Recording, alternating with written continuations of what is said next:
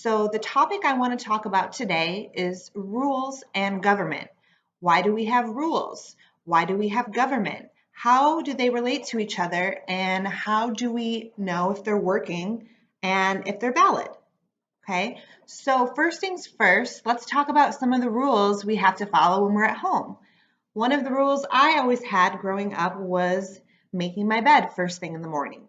Another rule had to be that my bedroom had to be clean on the weekend, or else I couldn't go out and have fun with my friends. So, are the rules there for a reason, or are they just there to cramp on our fun, right? Wouldn't it be great if there were no rules to follow? Well, it might sound good right now for some of us, but eventually it will catch up to us, and rules keep us safe for a reason, okay? Imagine if you never cleaned your room. You would never be able to find anything. It would be dirty, all the germs, right? So rules keep us safe for a reason. And if you're like most kids, you might agree that living in a world without rules might be fun. But rules do more than just limit our fun, however. They actually preserve and protect our freedoms and make life better for everybody. What do you think one of the first things the leaders of our new nation did was to create a government? One reason was to keep the country running smoothly, of course. Our leaders also believe that all people have certain rights that must be protected. So they created a government that would protect these rights. So, where do these rights come from? Most people believe that all human beings are born with certain rights. These rights vary from culture to culture, but our early leaders in America believed that some of these basic human rights included the right to life, liberty, which means freedom, property, and the pursuit of happiness. Thomas Jefferson listed many of these rights in the Declaration of Independence. Our government was created to protect these rights for all citizens of the United States. We know that the first governing document of our country, the Articles of Confederation, turned out to be too weak to govern our country well. That's why the Founding Fathers wrote the Constitution to replace it.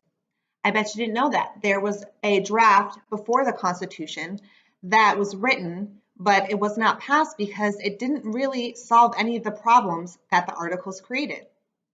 But the Constitution definitely helped in that respect. It created 3 branches of government that we all know today, and it also listed the responsibilities and powers of each branch. This week, we are going to learn more about these branches of government and learn about the system of checks and balances. So, what about politics? We always hear about politicians on the news. We watch videos of ad slogans, especially when it comes to election time. Candidates are spending huge amounts of money on political campaigns, more than ever before. There are many reasons that they do this, but a big reason is the decision recently made by Supreme Court. In a decision called Citizens United, the Supreme Court said corporations and unions could donate an unlimited amount of money to campaigns, but not directly to candidates. Many people think that this much money and secrecy in politics can only lead to trouble. Others are glad that the rules have been changed. So, for an example, if you are a candidate running for the Democratic Party, a donor, someone who wants to support your ad campaign, can't directly write a check to you as the candidate. However, they can write a check to the Democratic Party that you are running with. Okay, so it's kind of like a loophole in the system.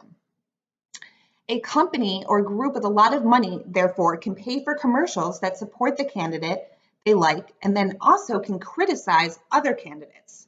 But some people say that the public doesn't know who those groups are.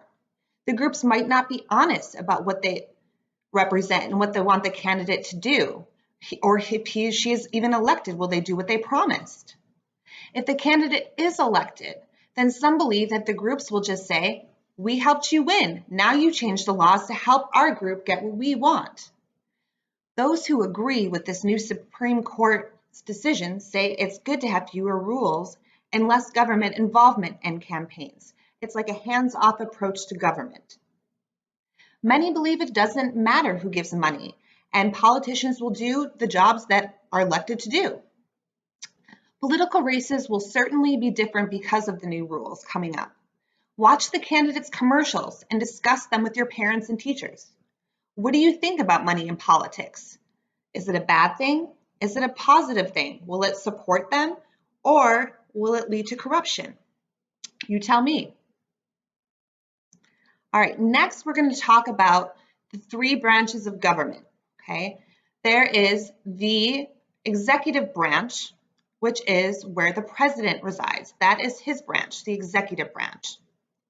The executive branch of government makes sure that the laws are carried out.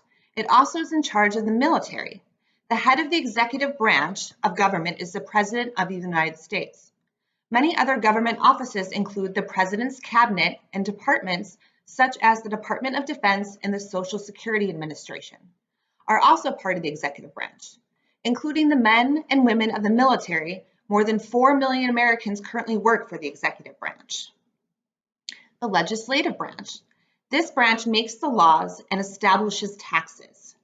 Congress, the legislative branch of our national government, is divided into two parts, the Senate and the House of Representatives.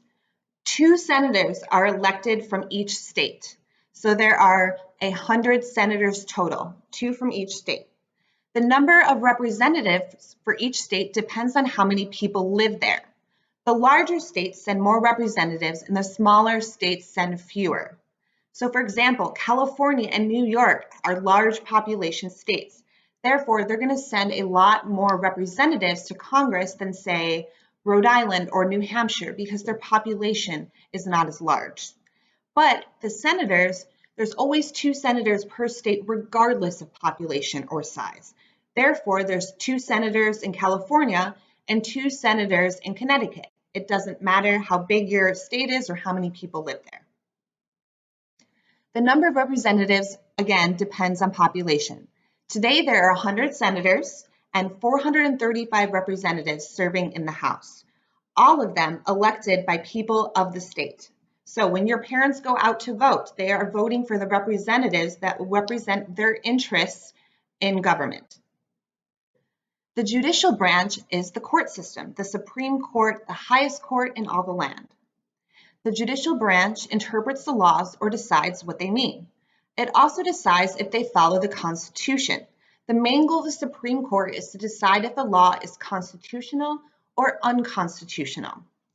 The judicial branch is headed by the Supreme Court and the federal or national courts. The Constitution does not state how many justices should sit on the Supreme Court, but Congress allows itself to decide on this number. Since 1869, there have been only 9 Supreme Court judges at a time. Now, you say, why only 9? Why not 15? Why not 4? Why not 16? Well, 9 is an odd number, so that means that any ruling found by the Supreme Court has to have a majority ruling.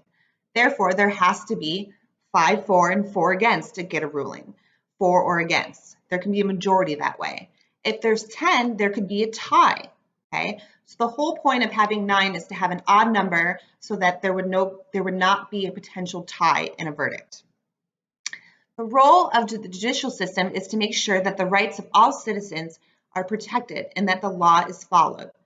Article 3 of the Constitution guarantees that anyone who has been accused of a crime has the right to a fair trial before a judge and jury. The Constitution also guarantees that no one will have his or her life, liberty, or property taken away unless authorities follow the appropriate legal process. No one will be tried for the same crime twice. That is called double jeopardy. Oh, also a great movie. Excuse me, I have allergies. All have the right to a speedy and quick trial. All will have the right to call witnesses to support his or her case and to ask questions of other witnesses. All will have the right to a lawyer. All will have the right to choose not to testify if it will incriminate or cause you to look guilty. All will be prosecuted from unreasonably high bail, fines, or cruel and unusual punishments. So basically, this is everything you would see going on in a courtroom, making sure that your rights are not being violated. Okay, so what are the differences between federal powers and state powers? The powers of government are also divided that way. There are certain powers that the federal government has that the states do not, and vice versa. So the federal government has the power to print money, declare war, build the military, and make treaties. Okay, those are just a couple for you to remember. State governments, so the state of Arizona could potentially make laws that the whole United States don't have to follow, just the people living in Arizona. Okay, they can create local governments, they issue your driver's license. Okay, they make laws for businesses within your state, and they hold elections for state officials. There are also powers that both the federal and the state government share. They both can set up courts. They both collect taxes. There are state taxes and federal taxes that are taken out of your paycheck. You can even ask your parents to show you if they have one. They'd be willing to show you. There are certain taxes taken out by Arizona, and there are certain taxes taken out by the federal government. So they share that power to tax you. Okay? The states and the federal governments also can build roads, and they can borrow money. Okay? And they also make and enforce laws. So there's certain laws that only if you live in a state that you have to follow. So if there's a law in Colorado that says you can't cross the street after 9 o'clock, you can get arrested in Colorado if you do not follow that law. But if you do the same thing over in Idaho, it might not be against the law. So different states can have different laws, okay? So what are your responsibilities as a citizen, okay? As you've learned, the government guarantees U.S. citizens many of your rights. See if you can remember some of those rights from earlier in the video. With these rights come certain responsibilities. A responsibility is a duty or task that is your job to complete. As U.S. citizens, we all have the responsibility to make this country a better place and help out whenever we can. Here's a list of some of our important responsibilities. Obey the laws of the land. Respect the rights of others. Respect others' property. Serve on a jury when asked. Serve in the military to defend our country. Help police and other law enforcement agencies keep our nation safe. Vote in elections. Pay taxes and volunteer in your community. So those are all responsibilities as citizens that we should uphold and do as our job, okay? So those are a couple topics that you've been reading about online, or you might have worksheets that have to do with this specific topic. Next, we're going to talk about checks and balances. So what is checks and balances? Well, the three branches of government were set up so their powers would be balanced, okay? The branches have the authority to check or to hold back each other's power. This keeps any one branch from becoming too powerful. The executive branch, or the president of the United States, can veto or say no to bills that Congress passes. The legislative branch, also known as Congress, remember that's the one that's divided in two, into the Senate and the House of Representatives.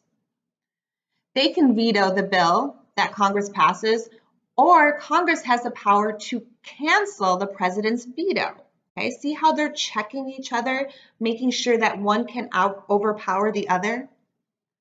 Okay, Congress can also refuse to appoint judges that the president recommends. The judicial branch can overturn laws that it finds unconstitutional or against the Constitution. Each branch of government has the power to keep the other branches from taking control of the country. That way, we would never be in the position of having a dictator. Okay? The three branches check each other and keep each other in balance. That's the most important thing, is that our government is balanced. So that's a lot of food for thought for this week. I am going to put up 3 questions that I would like you to write down and to answer in your notebook. So I suggest that each of you get either a small notebook like this, or you can get a regular school-size notebook. And at the end of every video lesson, I'm going to show you 3 questions that I would like you to answer. And then when you answer them, you can show me your answers at our next Zoom academic meeting. So that would be Wednesday morning. So this video is going to be up Tuesday morning. If you answer these, I would like you to show me your answers Wednesday morning in our Zoom meeting, okay? So I'm going to put them up so you can see them. And then I'm going to have you pause your camera or the video. I'm sorry, pause the video so you can write down all the questions, okay? So this is what it looks like.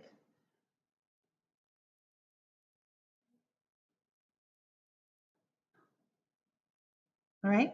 So remember, okay, you're going to pause it, write down the questions. The last one is going to be a paragraph answer. So a paragraph is at least 5 sentences. I want you to explain in detail the system of checks and balances. Maybe give some examples of how each branch balances or checks the others. Okay. All right. So once you have that down, I look forward to seeing your answers. And also remember to fill out your CNN challenge sheet for today. So you should have already done Monday. You can go on to Tuesday and make sure you're filling that out so you guys can be entered into that raffle to win a gift certificate. Okay. So I will see you guys in the next video, and I look forward to seeing your answers. You can show them to me Wednesday morning. Bye.